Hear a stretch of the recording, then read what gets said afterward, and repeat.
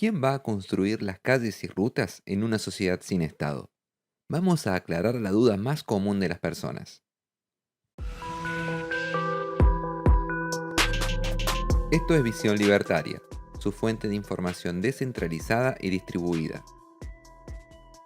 Es inevitable. Siempre que explico para otra persona que soy anarcocapitalista, que creo que el Estado es un ente completamente desnecesario, la primera pregunta que me hacen es, ¿pero quién construiría las calles y rutas? Y no estoy hablando de socialistas que quieren denegrir el libertarianismo, sino de personas sensatas, con esa duda natural. Aparentemente, esa reacción sobre las calles es muy común en el mundo entero. Hay memes muy famosos surgidos en Estados Unidos como Moo Roads, que te destacaban esto.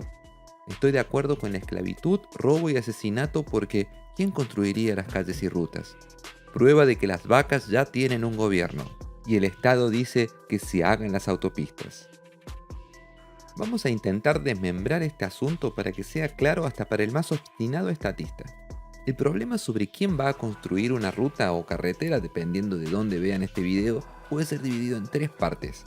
Es necesario resolver estas tres cuestiones para tener una ruta funcionando. La primera es, ¿quién va a decidir por dónde esa ruta va a pasar? La segunda, ¿cómo vamos a convencer al propietario de esta tierra a dejarla para uso público, para que sea usada como una ruta?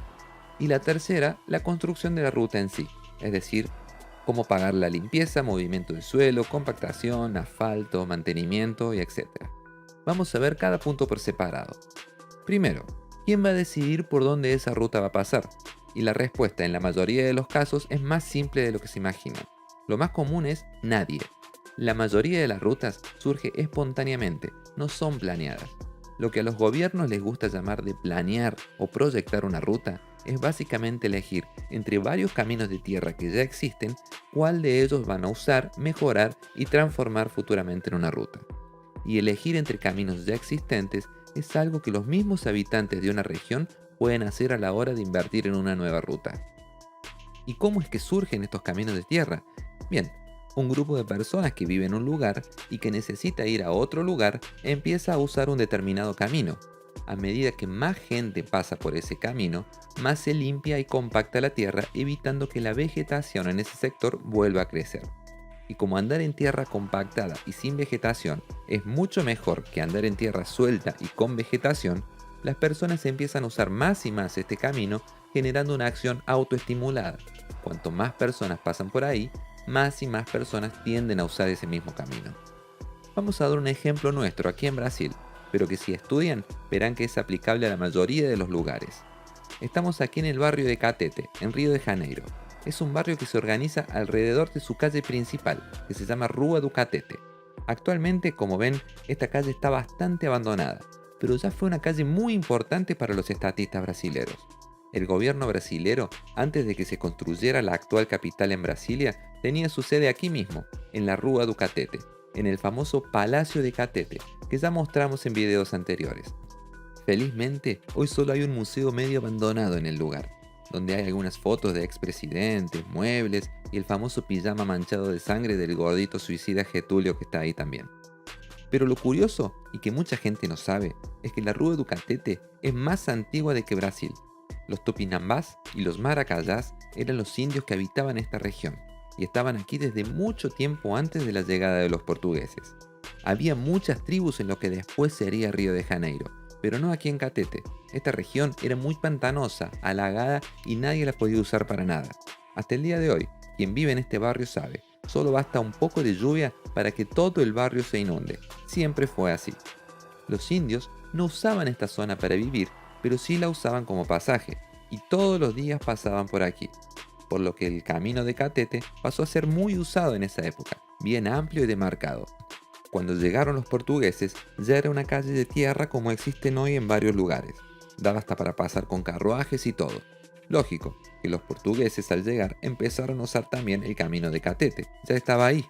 Luego, cuando comenzaron a ser construidas casas en la región, después de que fueron aterrados todos los pantanos, las casas eran direccionadas para el camino de Catete, mucho antes todavía de existir la Rúa de Catete. Y finalmente, cuando el gobierno decidió hacer una calle, la solución era obvia, hicieron la calle en el mismo trazado del camino del Catete, y es hoy la famosa Rúa de Catete. Y vean, Es así que funciona en el 90% de las calles en Río de Janeiro y en la mayoría de las ciudades del mundo. Tal vez sí con excepción de ciudades completamente planeadas como Brasilia, por ejemplo.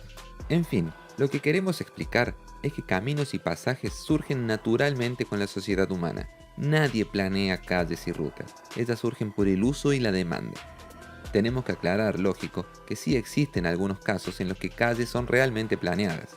Si alguien es dueño de una gran propiedad y decide dividirla y vender lotes, fatalmente va a tener que decidir dónde van a estar las calles, ya que nadie compraría un terreno en un loteo que no tenga un camino público para llegar hasta él. Ahora bien, supongamos que una persona tiene interés en crear una nueva ruta. Ella hizo los estudios pertinentes y verificó que existe una demanda real para una ruta que une la ciudad X con la ciudad Y. ¿Cómo convencer a los propietarios de esas tierras a dejar que la nueva ruta pase por su propiedad? Nuestro segundo punto. Bien, este segundo punto es bastante obvio en el libertarianismo. Solo hay una alternativa aceptable, que es la compra voluntaria de la tierra por donde va a pasar la ruta, o algún otro tipo de acuerdo voluntario con el propietario, como por ejemplo una sociedad, una cesión de derechos de pasaje, etc. Pero de ninguna manera la forma errada y antiética usada por los estados actualmente, que planean el trazado de la ruta y salen expropiando terrenos y expulsando personas del camino.